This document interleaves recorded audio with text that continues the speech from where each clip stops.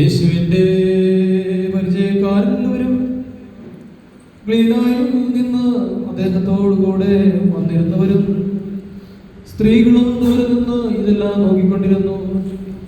ക്ലീനായിൽ നിന്ന് യേശുവിന്റെ കൂടെ വന്നിരുന്നവരും അദ്ദേഹത്തെ പരിചരിക്കുന്നവരുമായി പല സ്ത്രീകളും ദൂരെയായി നിന്ന് നോക്കിക്കൊണ്ടിരുന്നു. അവരിൽ ഒരുത്തി മഗ്ദലക്കാരി മറിയം, മറ്റവൾ യാക്കോബിന്റെയും യോസിയുടെയും മാതാവായ മറിയവും എന്നൊരുത്തി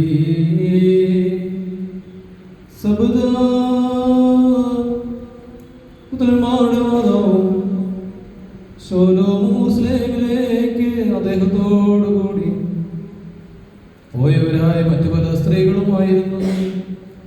അത് വെള്ളിയാഴ്ച ആയിരുന്നതുകൊണ്ട് ശവശരീരങ്ങൾ കുരിശിൽ രാത്രി സ്ഥിരീകരിക്കുന്ന യഹൂദന്മാർ പറഞ്ഞു, എന്തെന്നാൽ ശാബത്ത് ആസന്നമായിരുന്നു.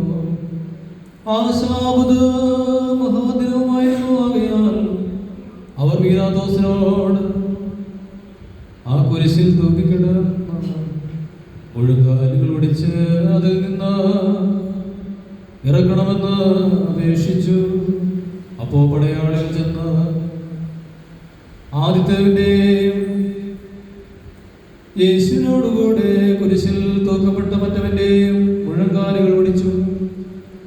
യേശുവിന്റെ അടുക്കൽ ചെന്നപ്പോൾ യേശു മരിച്ചു കഴിഞ്ഞു എന്ന് കണ്ടിട്ട് മുഴങ്കാലുകൾ ഒടിച്ചില്ല.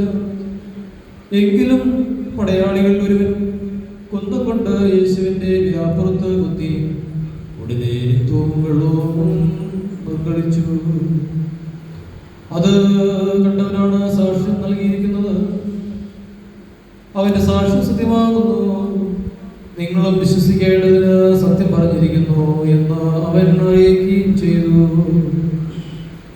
അദ്ദേഹത്തിന്റെ അസ്ഥി ഒടുക്കിപ്പെടുകയില്ല എന്ന് പറഞ്ഞിട്ടുള്ള തിരുവെഴുത്തും അവ ഞങ്ങളാൽ